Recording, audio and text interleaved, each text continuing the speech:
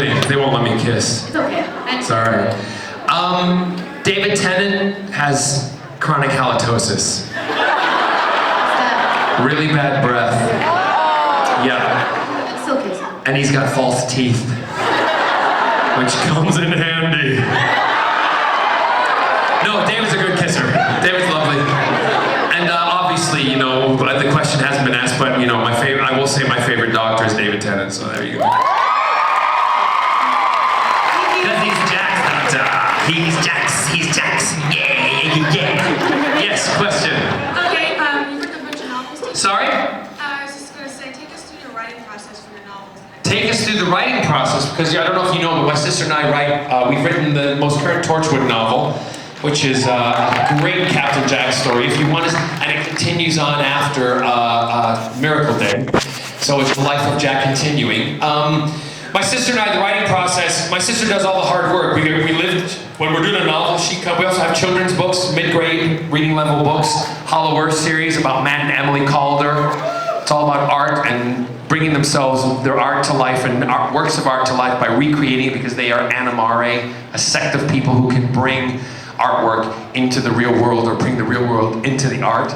And we time travel in that too in a very unique way. It took us a long time to figure that out.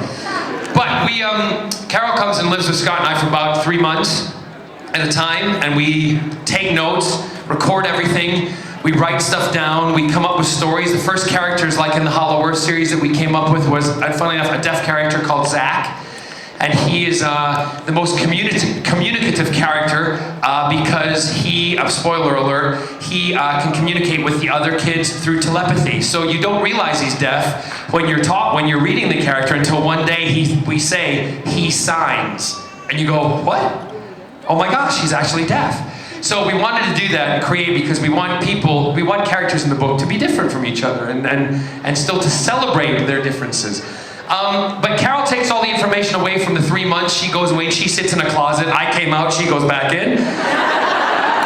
And she physically writes the words, takes all the information, and she does the hard work. So that's kind of our process. But we do backstories, back history, you know, we do all that kind of stuff, and we have a great time. And that writing process, not only with Anything Goes, my autobiographies, but for me, my dreams have come true, and I have to say this before we wrap up, because I know they want me to wrap up.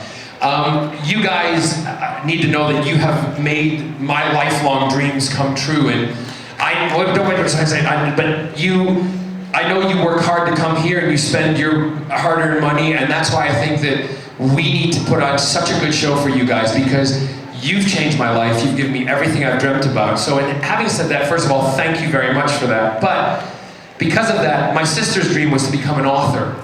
So if I could help my sister become and live her dream, I then do that. And my sister, having written the books with me, we both were best-selling authors with the Sunday Times for 13 weeks. So she's a bestseller now. So it's an incredible thing, ironically, that you guys have given to me, and now I'm able to give it to somebody else. So I just want to say before we wrap up, I thank you very much. Scott thanks you, because you've changed our lives, and we totally appreciate it, and we will never, ever forget it. Thank you very much, Dallas.